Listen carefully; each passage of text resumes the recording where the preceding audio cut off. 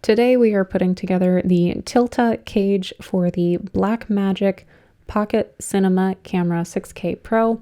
This cage is very simple to put together once you actually get it out of the box, in spite of the directions being very, very small and not starting in English until about halfway through the book.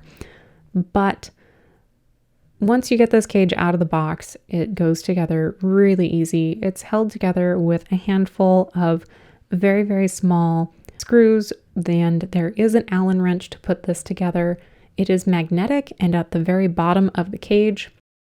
We also are putting on the quick release top handle, and this handle slides into the very top of the cage, and that thumb screw holds it all in place. That gets mounted in the center hole on the top.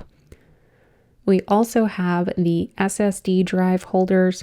We actually have two in this kit, but I found that only one fits on this cage comfortably right now, and it goes on the top right of the cage. Then we have the right angle cord.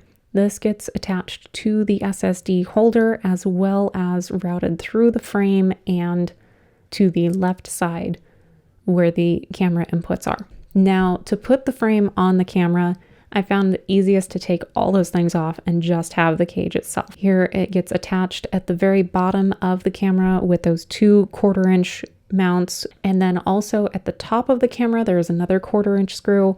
My cage didn't have a screw in that spot, so I took it from another spot at the top of the cage that wasn't being used. Add on that quick release handle, that SSD drive, and we attach that right angle cord. Also, I added the right angle HDMI plug. This attaches to the cage as well. And here I tried to find another spot to put that SSD holder. There's lots of 1/4 inch mounts available on this cage.